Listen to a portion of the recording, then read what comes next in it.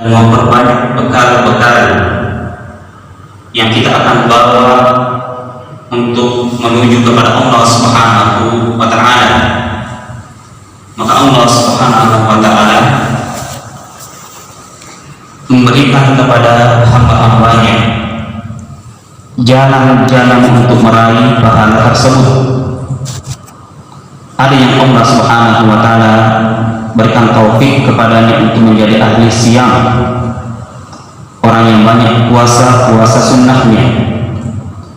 Ada yang Allah Subhanahu wa Ta'ala berikan taufik kepadanya menjadi ahli jihad, orang yang hidupnya itu banyak-banyak di medan jihad fisabilillah. Ada juga orang yang Allah karuniakan kepadanya, berikan taufik kepadanya menjadi ahli sholat, orang yang banyak sholat sunnahnya, dan seterusnya.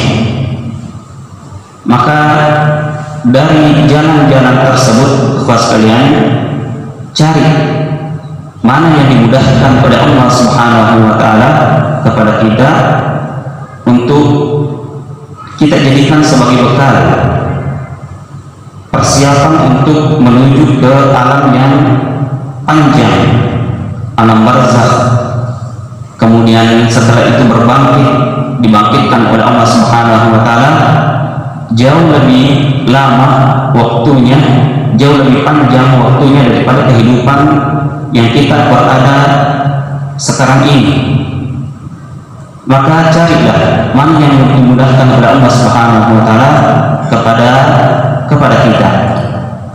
Maka kita katakan tadi kembali, salah satunya ikhwas sekalian, ketika Allah memberikan kepada kita taufik karunia untuk menjadi orang-orang yang senang menuntut ilmu, mempelajari agama Allah Subhanahu wa Ta'ala, untuk mengangkat kebodohan, kejahilan dari diri kita sendiri, dan untuk menghilangkan kebodohan dari diri sahabat-sahabat kita, dari orang lain. Dan inilah tujuan kita menuntut ilmu lillahi ta'ala. Maka ini juga adalah karunia yang sangat besar untuk tatkala kita ingin mencari pahala. Imam Syafi'i rahimahullah ta'ala sering kita angkat perkataan beliau yang mengatakan laisa syai'un ba'dal fara'idi afdalu min talabil ilm. Tidak ada sesuatu yang lebih afdal setelah al-faridah, al-fara'id, al-wajibat, yang wajib-wajib, salat 5 waktu, puasa Ramadan, zakat fitrah, zakat harta, yang wajib-wajib, al-wajibat. Tidak ada sesuatu yang lebih afdal setelah yang wajib-wajib, al-wajibat. Setelah itu adalah menuntut ilmu. Maka bersyukurlah antum yang dikurniakan Allah Subhanahu wa Ta'ala menjadikan jalan menuntut ilmu untuk mengangkat kebodohan, kejahilan dari diri kita sendiri dan dari diri orang lain. Maka ini juga adalah taufik. Abu Darda radhiyallahu ta'ala anhu, begitupun Hasan al-Basri rahimahullah ta'ala mengatakan perkataan yang hampir serupa yang menunjukkan akan afdaliyah, keutamaan menuntut ilmu, mempelajari ilmu. Beliau mengatakan li'an ata'allama baban minal ilmi ahabbu ilayya min qiyamil layl. Berkata radhiyallahu ta'ala anhu, saya mempelajari satu bab dalam satu malamnya, seperti ini bab Lailatul Qadar misalnya, saya mempelajari satu bab dalam ilmu itu lebih aku cintai daripada aku mendirikan sholat malam qiyamul lail semalam suntuk. Dari ba'da isya, namanya semalam suntuk, dari ba'da isya sampai menjelang subuh. Satu bab, saya mempelajari satu bab dalam ilmu, pembahasan ilmu itu lebih aku cintai daripada aku menegakkan tahajud qiyamul lail semalam suntuk. Hasan al-Basri rahimahullah ta'ala mengatakan yang hampir serupa, li'an ata'allama mas'alatan minal ilm ahabbu ilayya min akuna hayati kulluhu fi sabilillah atau kama qala rahimahullah. Saya mempelajari satu masalah. Ini biasanya masalah, bukan masalah. Yang masalah pembahasan. Saya mempelajari satu pembahasan dalam satu bab. Biasanya masalah itu lebih sedikit daripada babu. Ya, ada kitab itu satu buku. Di dalam kitab itu ada biasanya kitab-kitab kecil, ada juga bab. Di bawahnya di bab ada biasanya masalah, pembahasan tertentu dari bab tersebut. Beliau mengatakan, saya mempelajari satu masalah. Dalam masalah ilmu itu lebih aku cintai daripada seluruh hidupku semuanya di jalan Allah Subhanahu wa taala, yaitu di medan jihad fisabilillah. Subhanallah, qiyamul lail, jihad. Kita ketahui dua amalan ini, kita sangat mengharapkan untuk bisa menjadi ahli sholat, ahli tahajud, ahlul jihad. Tapi ternyata dua orang yang mulia ini itu lebih mencintai, bila dibandingkan dua amalan, mempelajari satu bab lebih beliau cintai daripada qiyamul lail, semalam suntuk. Yang lain rahimahullah mengatakan, mempelajari satu masalah dalam masalah ilmu itu lebih aku cintai daripada seluruh hidupku di medan jihad fisabilillah. Subhanallah. Maka kami katakan kembali, bersyukurlah kepada Allah Subhanahu wa taala ketika Allah Subhanahu wa taala mengurniakan kepada antum taufik karunia untuk mau mencintai ilmu ini, mempelajari ilmu ini, untuk mengangkat kebodohan utamanya pada diri kita, dan tentunya tidak cukup dari diri kita sendiri untuk mengangkat kebodohan, menghilangkan kebodohan dari diri orang lain. Dan ini termasuk jemaah sekalian yang dimuliakan oleh Allah Subhanahu wa taala, amalan-amalan yang bisa kita hasad terhadapnya. Hasad secara umum itu tidak boleh, dengki. Dengki itu memakan semua kebaikan sebagaimana api memakan kayu bakar, kata Rasulullah sallallahu alaihi wasallam. Itu hasad, itu dengki. Cuma dua hasad yang diperbolehkan. Itu pun bahasanya Rasulullah SAW, hasad yang dimaksud adalah yuta. Kalau hasad itu, ikhwas sekalian, jemaah sekalian, kita menginginkan apa yang dimiliki oleh saudara kita tersebut dan mengharapkan supaya apa yang dia miliki tersebut hilang darinya. Itu namanya hasad. Tapi kalau yuta, kita ingin juga seperti saudara kita tersebut dan tidak mengharapkan sama sekali untuk apa yang dia miliki sekarang itu hilang. Itu namanya ghibta. Iya. Tapi diistilahkan oleh Rasulullah SAW, hasad. La hasada illa isnatain. Tidak boleh hasad, tidak boleh dengki kecuali pada dua hal. Yang pertama, Allah laki-laki yang Allah berikan kepadanya Al-Quran atau ilmu, dan dia mengajarkannya, dia mengamalkannya ana al-laili wa ana an-nahar. Setiap malam, setiap siang dia amalkan Al-Qur'annya tersebut atau ilmunya tersebut. Yang kedua, rajulun atahu Allahu malan, laki-laki yang Allah berikan kepadanya harta. Boleh juga kita hasad kepadanya, orang yang Allah berikan harta kepadanya, kemudian dengan mudahnya dia menyimpakkan hartanya. Hartanya bukan di hatinya, tapi hartanya cuma sampai di tangannya. Dibutuhkan di jalan Allah Subhanahu wa taala, dia tinggal dorong. Beda kalau harta itu ada di hati, susah sekali untuk diambil. Tapi kalau harta itu dia jadikan di tangannya, seperti yang dimaksud oleh Rasulullah SAW di sini, rajulun atahu Allahu malan, laki-laki yang Allah berikan harta kepadanya, dibutuhkan, maka yuqawa yunfiqu ana al-laili wa ana an-nahar. Dia menginfakkan hartanya tersebut, dan itu memang hanya titipan dari Allah Subhanahu wa taala yang Allah karuniakan, berikan taufik kepadanya untuk mencari pahala. Ya, kalau kita mencari pahala, di sini juga Allah memberikan jalan kepadanya untuk berinfak, untuk demi mempersiapkan bekal-bekal ke negeri akhirat. Maka ini yang boleh kita cemburu kepadanya, orang yang Allah berikan Al-Quran, ilmu, dan orang yang Allah berikan harta dan dia menyimpakkan hartanya siang dan malam. Maka ini kembali ikhlas kalian, sebelum kita masuk kepada pembahasan kita, bahwa kita perlu banyak-banyak bersyukur kepada Allah Subhanahu wa Ta'ala.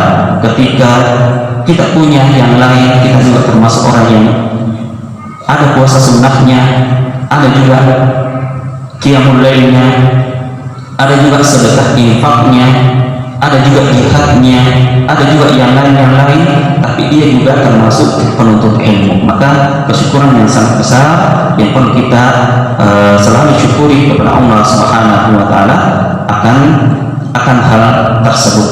Iya, jalan menuntut ilmu.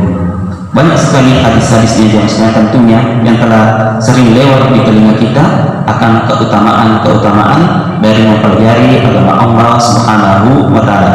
Bukan berarti orang yang menuntut ilmu itu malas puasa. Bukan berarti orang yang menuntut ilmu kayak ulama yang kita sebutkan tadi itu tidak ada tahajudnya. Bukan yang dimaksud orang yang suka menuntut ilmu, orang yang mempelajari ilmu itu malas berjihad. Bukan.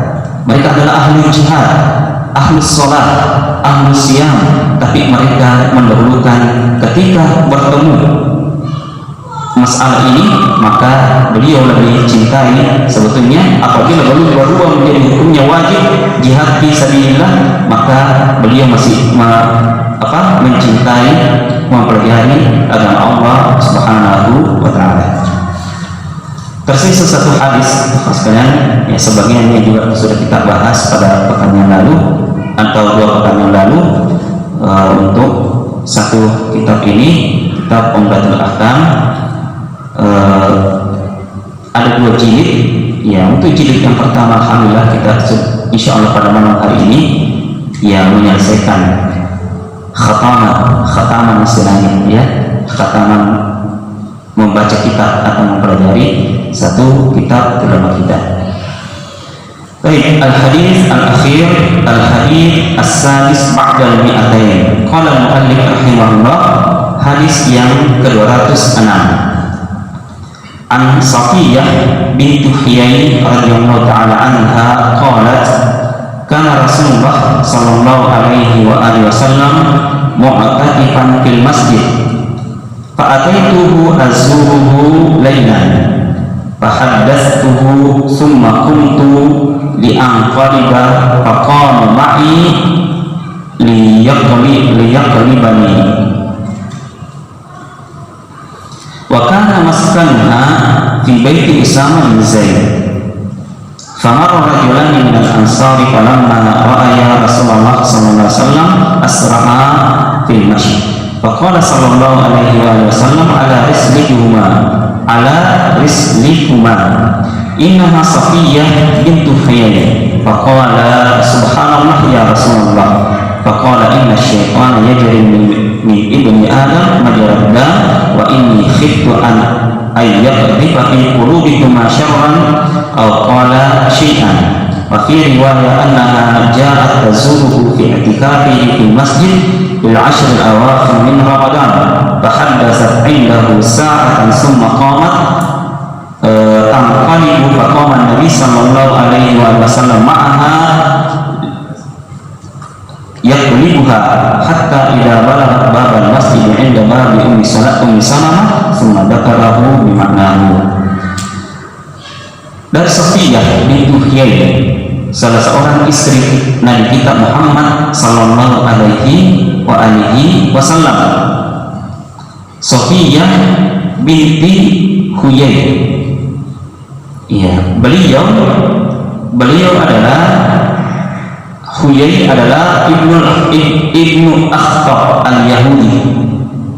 Ya, bapaknya adalah orang Yahudi. Jadi Safiyah ini anak dari seorang Yahudi. Ya tentunya ya keutamaannya sangat besar sehingga dia masuk Islam dan diperistri oleh Rasulullah sallallahu alaihi wasallam.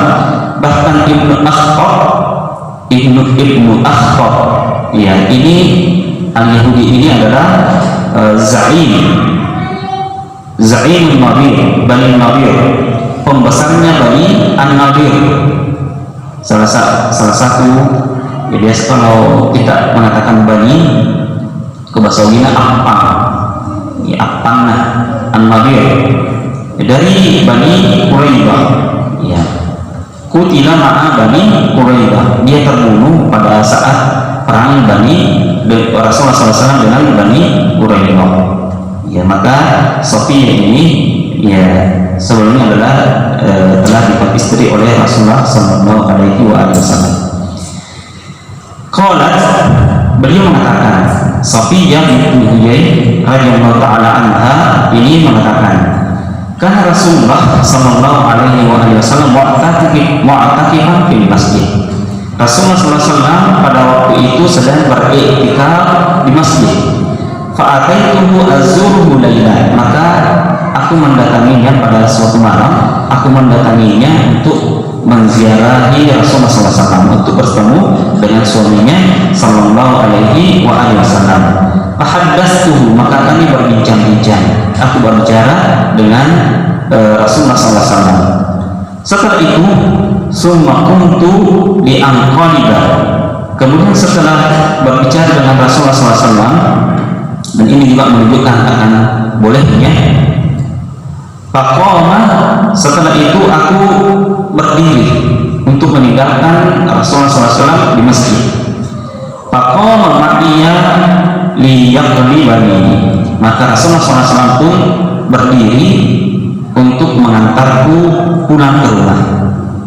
Wa kana maskanuha fi baiti Usama bin Zaid, dan tempat Sofiyah pada waktu itu dia tinggal di rumah Usama bin Zaid radhiyallahu taala anhuma. Usama bin Zaid ini adalah ibnu hubbi Rasulullah sallallahu alaihi wasallam. Bahkan beliau diangkat sebagai anak angkatnya Rasulullah SAW. Dia adalah Usama bin Zaid, panglima terakhirnya Rasulullah SAW. Dia pernah diutus keluar untuk berjihad dan belum jauh, padahal Usama pada waktu itu masih belasan tahun. Ini pemilihan dari Rasulullah SAW. Padahal di situ ada sahabat-sahabat senior, ada sahabat-sahabat senior, masih ada Umar, masih ada Abu Bakar, masih ada Utsman, masih ada Ali, dan sahabat-sahabat yang lain, Abu Ubaidah, Sa'ad bin Abi Waqqas dan lainnya masih ada. Tapi yang ditunjuk diangkat oleh Rasulullah SAW menjadi panglima pada waktu itu adalah Usama bin Zaid radhiyallahu taala anhuma. Ya, ini adalah dikenal dengan sebagai panglima terakhir, panglima perang terakhir Rasulullah Sallallahu Alaihi Wasallam. Namun belum jauh meninggalkan kota Madinah, dia mendengarkan berita bahwa Rasulullah SAW meninggal. Akhirnya beliau mengurungkan niatnya menunda kembali ke Madinah. Nanti setelah Abu Bakar radhiyallahu taala anhu dibaiat menjadi khalifah, maka Abu Bakar mengatakan, saya pasti akan meneruskan apa yang pernah dilakukan oleh Rasulullah Sallallahu Alaihi Wasallam. Padahal di zamannya Abu Bakar sudah banyak yang murtad. Ada orang-orang yang murtad dari agamanya. Pada waktu Rasulullah SAW masih hidup, ya masih bersama dengan Rasulullah, masih menjadi sahabat. Tapi setelah Abu Bakar, banyak ada beberapa kabilah yang murtad, termasuk yang tidak mau membayar zakat harta. Ya, Abu Bakar melihat orang yang tidak mau membayar zakat harta itu murtad, berhak untuk diperangi. Ini Abu Bakar radhiyallahu taala. Banyak masalah-masalah di negara pada waktu itu, di negara, dalam negara. Tapi Abu Bakar mengatakan, wallahi demi Allah, aku akan tetap melanjutkan misi Rasulullah SAW. Maka Abu Bakar kembali mengangkat Usama bin Zaid radhiyallahu taala anhu untuk menjadi panglima perang, untuk meneruskan apa misi Rasulullah SAW sebelumnya. Bahkan Abu Bakar mengantarnya dengan berjalan kaki sampai keluar kota Madinah. Kakinya sampai berdebu untuk mengangkat pasukan tersebut untuk memberikan dukungan kepada pasukan Rasulullah Sallallahu Alaihi Wasallam yang terakhir tersebut. Usama bin Zaid, dan Zaid ini juga adalah orang yang dicintai oleh Rasulullah SAW. Usama adalah orang yang dicintai oleh Rasulullah. Zaid dan adalah bapak yang dicintai oleh Rasulullah. Jadi Usama bin Zaid ini anak dan bapaknya adalah orang yang dicintai oleh Rasulullah SAW. Mungkin kita bertanya, apakah sahabat-sahabat yang lain tidak dicintai oleh Rasulullah? Semuanya dicintai oleh Rasulullah. Tapi ada istilahnya kalau dalam ilmu hadis, ya ada istilahnya, ada lafaz yang jelas, ada lafaz yang jelas yang pernah diutarakan oleh Rasulullah SAW, seperti kepada Mu'adz, ya Mu'adz, inni uhibbuka fillah, wahai Mu'adz, sesungguhnya aku mencintaimu karena Allah Subhanahu Wa Taala. Ini keluar dari lisan Rasulullah SAW. Begitupun Usama, ya orang Madinah semua orang mengatakan bahwa Usama ini adalah orang yang sangat dicintai oleh Rasulullah. Maka tatkala seorang wanita Al-Ghamidiyah mencuri dan barang yang dicuri tersebut takarannya sudah sampai untuk potong tangan, maka orang-orang menyayangkan wanita bangsawan daripada wanita Al-Ghamidiyah ini dipotong tangannya. Maka mereka datang kepada Usama, wahai Usama, engkau adalah orang yang dicintai oleh Rasulullah. Ini lafaz yang ditegaskan oleh para sahabat. Minta syafaatlah kepada Rasulullah untuk supaya perempuan tersebut tidak dipotong tangannya. Tapi orang yang dicintai pun oleh Rasulullah SAW itu tidak pernah luput dari marahnya Rasulullah SAW. Mu'adz pernah dimarahi oleh Rasulullah SAW. Afattanun anta ya Mu'adz, apakah engkau ingin menjadi pembuat fitnah ya Mu'adz? Ini adalah marah besar. Usama juga dimarahi oleh Rasulullah SAW. Wahai Usama, atashfa, apakah engkau ingin memberikan syafaat dari batasan-batasan hukum yang telah ditentukan oleh Allah Subhanahu Wa Taala?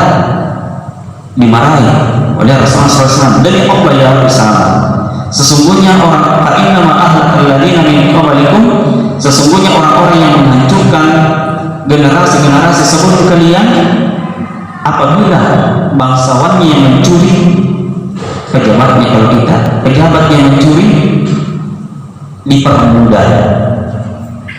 Ini yang menghancurkan umat-umat sebelum kita. Wa na'udzubillahi min dzalik, wallahu musta'an. Kita juga berada di zaman tersebut. Ya. Apabila orang-orang yang mencuri itu adalah orang-orang pembesar mereka, bangsawan mereka, diberikan kemudahan syafaat. Tapi kalau yang miskin, yang kecil, rakyat biasa yang mencuri, ditegakkan hudud, ditegakkan hukuman. Ini ya kembali kepada Usama. Baik, kita tinggalkan, nanti tidak selesai lagi pembahasannya. Famar rajulani minal ansar. Sofia ini tinggal di rumah Usama bin Zaid. Maka tatkala Rasulullah SAW mengantarnya pulang, famar rajulani minal ansar, maka dua laki-laki dari orang Ansar itu berpapasan dengan Rasulullah SAW, berpapasan. Falamma ra'aya Rasulullah sallallahu alaihi wasallam asra'a fil masjid. Tatkala mereka mengetahui bahwa Rasulullah SAW bersama dengan seorang wanita, mereka mempercepat-cepat jalannya. Ya, mempercepat jalannya untuk segera melewati Rasulullah SAW karena berpapasan tadi untuk segera lewat. Ya. Faqala sallallahu alaihi wasallam ala rislikuma. Ini bahasa Arab ketika kita mengatakan diam di tempat, ala rislikuma kalau dua laki-laki, ala rislika kalau satu laki-laki. Iya, ala rislikuma, diam di tempat kalian. Ala hayatikuma, artinya diam di tempat, jangan dulu berangkat. Apa yang diinginkan oleh Rasulullah SAW untuk menghilangkan bisikan-bisikan syaitan. Yang ini bahaya sekalian, yang biasa menjadikan hubungan persaudaraan itu menjadi buruk karena campur tangan bisikan daripada syaitan laknatullah alaihi. Ya. Maka fatabayyan, perjelas, innaha Safiyah bintu Huyai, yang bersamaku, wanita yang bersamaku ini adalah istriku Safiyah bintu Huyai. Ya. Apa yang dikatakan oleh sahabat? Faqala subhanallah ya Rasulullah, maha suci Allah ya Rasulullah. Artinya tidak mungkin kami menuduhmu bersama dengan wanita yang bukan mahram, yang bukan istrimu ya Rasulullah. Tidak mungkin itu. Tidak mungkin kami menganggap bahwa engkau bersama dengan wanita yang lain. Ya, ini juga subhanallah kalimat ta'jub istilahnya. Biasa kita mengatakan astagfirullah, bukan tempatnya sebetulnya, bukan tempatnya. Jadi zikir itu juga ada tempatnya, dikasih uang astagfirullah, bukan tempatnya. Ya. Jadi kalau takjub, ya pada kisah perang Bani Mustalik, ya Aisyah ketinggalan oleh pasukan oleh Rasulullah SAW, maka Sofwan mendapatkan Aisyah tertinggal. Maka apa yang dikatakan bukan astagfirullah, ketinggalan istilahnya Rasulullah, bukan seperti subhanallah. Ini termasuk kalimat istirja, istilahnya subhanallah, ya, atau innalillah, ya, itu yang dikatakan oleh subhanallah. Apa yang dikatakan oleh dua laki-laki Ansar ini mengatakan subhanallah, maha suci Allah ya Rasulullah. Artinya tidak mungkin kami menganggap itu, tapi Rasul mengatakan faqala inna syaitana yajri min ibni adam majrad dam wa inni khiftu ayyata bi qulubikum syarran aw qala syaitan. Rasul mengatakan, dan Rasul yakin tidak mungkin ini sahabatnya menuduhnya juga. Dua sahabat tadi mengatakan tidak mungkin kami menuduhnya Rasul. Dan Rasul juga sangat tahu tidak mungkin ini sahabat juga menuduhku. Ya, maka Rasulullah cuma ingin mengatakan supaya hadis ini, begitulah hadis yang sebenarnya itu terkadang didengarkan oleh sahabat sampai kepada kita. Rasulullah tidak menyampaikan semua hadisnya di dalam masjid, di majelis taklim, tidak semua hadis itu di majelis taklim, tidak semua hadis itu di atas mimbar, tidak. Maka seperti hadis ini, jadi Sofiyah yang meriwayatkan karena Sofiyah pada waktu itu bersama dengan Rasulullah. Maka Sofiyah meriwayatkan bahwa Rasulullah mengatakan kepada mereka berdua, inna syaitana yajri min ibni adam majrad dam, sesungguhnya syaitan itu mengalir di dalam darah anak Adam, ya, itu berjalan di dalam tubuh manusia mengikuti aliran darah, itu syaitan. Maka bisa saja jamaah sekalian itu muncul prasangka. Wa inni khiftu an yaqdhifa fi qulubikum syarran, dan aku khawatir kalau sampai di hati kalian syaitan membisikkan, melontarkan bisikan-bisikan untuk kalian berprasangka di dalam hati kalian. Rasul sudah tahu tadi tidak mungkin sahabat juga mengatakan tidak mungkin kami membunuhnya, tetapi ini untuk sebagai hikmah kepada kita semua bahwa ternyata syaitan itu memang di dalam diri kita itu berjalan mengalir mengikuti aliran darah kita. Makanya kalau kita berpuasa, syaitan itu juga melemah, ya, juga melemah. Aku khawatir syaitan membisikkan, melontarkan, melemparkan bisikan-bisikan prasangka di dalam hati kalian. Dan ini juga menunjukkan para ikhwas sekalian yang dimuliakan oleh Allah Subhanahu wa Ta'ala, sebagaimana yang telah kita sampaikan pada pekan atau 2 pekan yang lalu, bahwa man waqa'a mawqi'a syubhah fala yalumanna ila ma'sa'a ilaihi minal dhunub. Ya, menjadi qaidah atau perkataan yang dikenal man waqa'a mawqi asyubhat, barang siapa yang terjatuh pada situasi kondisi syubhat, ya, fala yalumanna ila man sa'ilaihi minal, maka jangan menyesali dirinya kalau ada orang yang berprasangka kepadanya. Ya, jadi ini menjadi kaidah, barang siapa yang terjatuh pada kondisi situasi syubhat antum sudah paham, yang meragukan, yang artinya tidak jelas, fala yalumanna, maka janganlah dia menyesali ila man sa'a ilaihi minal ulum, menyesali kepada orang yang berprasangka buruk kepadanya, ya, seperti tadi ini. Ya, maka sampaikan dengan jelas-perjelas, ya, seperti apa yang dilakukan oleh Rasulullah. Ini bukan siapa-siapa, ini Sofiyah bintu Huyai. Sama kalau kita misalnya sebagai bendahara, ikhlas sekalian, atau yang lain-lainnya, pekerjaan yang lain yang kita yang memegang uang, ya, setiap kali ada yang baru di rumah kita, jangan menyesal kalau ada tuduhan-tuduhan, itu biasa.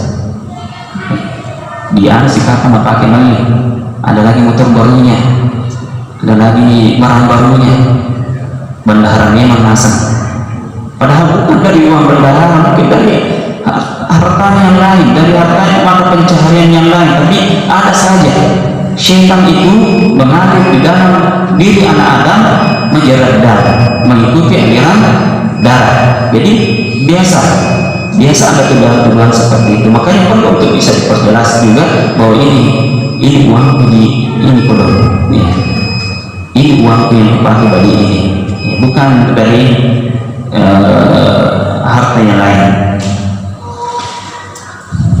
Tapi secara ringkas kalian, karena waktu sudah habis, secara ringkas kan kita ulang-ulang yang sudah disebutkan, faedah yang bisa kita petik bahwa berbincang pada saat iktikaf, bincang-bincang yang ringan, yang sedikit itu tidak mengapa.